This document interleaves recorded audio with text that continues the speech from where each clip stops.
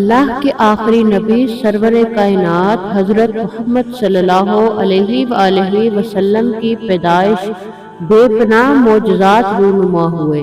ان معجزات میں سے اکثر کا ذکر تو اللہ پاک نے قرآن سے پہلے نازل ہونے والی آسمانی کتابوں میں کر دیا تھا، تاکہ لوگ جوک در جوک اس کے پیارے محبوب صلی اللہ علیہ وآلہ وسلم کے حلقہ عرضت میں داخل ہو جائیں۔ بلکہ یوں کہا جا سکتا ہے کہ حضور اقدس صلی اللہ علیہ وآلہ وسلم کی پیدائش ہی کسی معجزے سے کم نہیں۔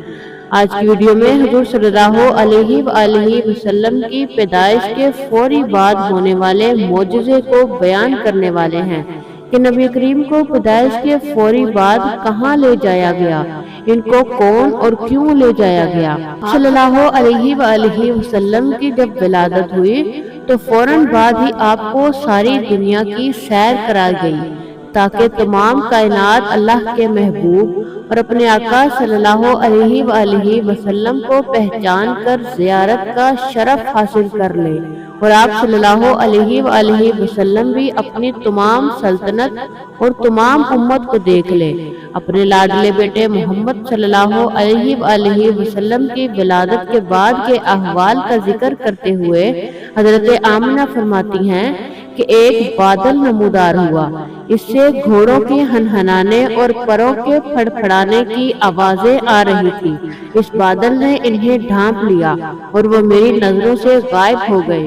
میں نے سنا کہ کوئی کہہ رہا تھا، محمد صلی اللہ علیہ وآلہ وسلم کو مشرق و مغرب اور انبیاء کرام کے اماکن ولادت پر لے جاؤ، اور جنوں انس سے اور درندوں اور پرندوں سے اور ہر قسم کی روحانی مخلوق سے ان کا تعارف کرواؤ، اور انہیں حضرت آدم علیہ السلام کے سپوت، حضرت نوح علیہ السلام کی رقت و گریازاری، حضرت ابراہیم علیہ السلام کی خلت اور دوستی، حضرت اسماعیل علیہ السلام کی زبان، حضرت یعقوب علیہ السلام کی بشارت، حضرت یوسف علیہ السلام کا حسن، حضرت داؤد علیہ السلام کی آواز، حضرت ایوب علیہ السلام کا صبر، حضرت یحییٰ علیہ السلام کا زہد، حضرت عیسیٰ علیہ السلام کی سخاوت عطا فرماؤ، اور اخلاق انبیاء کرام سے معمور کر دو۔ حضرت آمنہ رضی اللہ تعالی عنہ فرماتی ہیں، پھر دوبارہ آپ صلی اللہ علیہ وآلہ وسلم میری نگاہوں کے سامنے ظاہر ہوئے۔ اس وقت ایک سبز ریشمی کپڑا آپ صلی اللہ علیہ وآلہ وسلم کی مٹھی میں تھا۔ کسی نے کہا، مبارک ہو، حضرت محمد صلی اللہ علیہ وآلہ وسلم نے پوری دنیا پر قبضہ کر لیا ہے، اور ساری مخلوق آپ صلی اللہ علیہ وآلہ وسلم کی غلامی میں آ گئی ہیں۔ اسی طرح حضرت شفا رضی اللہ تعالی عنہ سے روایت ہے کہ جب حضور نبی کریم صلی اللہ علیہ وآلہ وسلم پیدا ہوئے تو اس وقت میں بی بی آمنہ کے پاس تھی۔ حضور صلی اللہ علیہ وآلہ وسلم پیدائش کے فوراً بعد سب سے پہلے میرے ہاتھ آئے۔ اللہ اکبر۔ ناظرین گرامی، کوئی اندازہ بھی لگا سکتا ہے کہ کس بابرکت ہاتھ ہوں گے حضرت شفا رضی اللہ تعالی عنہ کے، کہ جنہوں نے سب سے پہلے نبی پاک صلی اللہ علیہ وآلہ وسلم کو اپنے ہاتھ میں اٹھایا۔ کیا ہی قسمت والے ہاتھ ہوں گے۔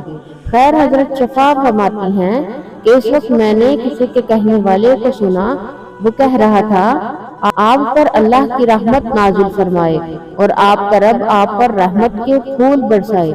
آگے فرماتی ہیں، مشرق و مغرب میں جو کچھ تھا وہ میرے سامنے روشن ہو گیا، اور یہ روشنی اتنی تھی کہ میں نے روم کے محلات کو بھی دیکھ لیا۔ پھر میں نے آپ صلی اللہ علیہ وآلہ وسلم کو کپڑے پہنا کر بستر پر لٹا دیا۔ اسی دوران اچانک روشنی بھی کم ہو گئی، مجھ پر روب اور کپکپی طاری ہو گئی۔ میں نے دائیں طرف سے سنا، کوئی کہنے والا کہہ رہا تھا، انہیں کہاں لے گئے ہیں؟ جواب آیا، مغرب کی طرف۔ اس کے بعد پھر روشنی پھیل گئی، مجھ پر روب چھا گیا اور میرے رونگٹے کھڑے ہو گئے۔ روشنی پھر کم ہو گئی۔ اس دفعہ بائیں طرف سے آواز آئی کہ کوئی کہہ رہا تھا، اب انہیں کہاں لے گئے ہیں؟ جواب آیا، مشرق کی طرف لے گئے ہیں۔ حضور نبی کریم صلی اللہ علیہ وآلہ وسلم کی پیدائش سے پہلے مکہ قحط اور خشک سالی کا شکار تھا، لیکن جیسے ہی آپ صلی اللہ علیہ وآلہ وسلم والدہ کے شکم مبارک میں تشریف لائے تو بارشیں شروع ہو گئی، دھوپ نے گرمی چھوڑ دی، ہر طرف ہریالی پھیلنے لگی، یہاں تک کہ جب آپ پیدا ہوئے تو وہ سال ہر کسی کے کھیت نے دگنا پھل دیا اور لوگوں کی فصلیں ہری بھری رہی، زمین سرسبز و شاداب ہو گئی۔ حضرت ابن عباس رضی اللہ تعالی عنہ کا فرمان ہے کہ جب اشرف الانبیاء احمد مجتبی حضور کریم صلی اللہ علیہ وآلہ وسلم دنیا میں تشریف لائے تو آپ کی انول نال کٹی ہوئی تھی۔ یہ وہی انول نال ہے جس کو پیدائش کے بعد کاٹا جاتا ہے۔ آپ صلی اللہ علیہ وآلہ وسلم ختنہ شدہ پیدا ہوئے تھے۔ آپ خوشبو کے ساتھ دنیا میں جلوہ افروز ہوئے۔ اللہ تعالیٰ کی وہ اپنے محبوب کے ساتھ ایسی محبت تھی کہ اللہ پاک نے حضرت آمنہ اور حضرت عبداللہ سے کسی دوسرے بچے کی پیدائش کو گوارا نہ کیا۔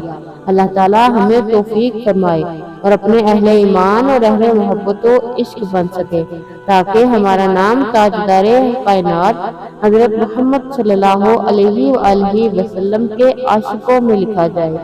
آمین یا رب العالمین۔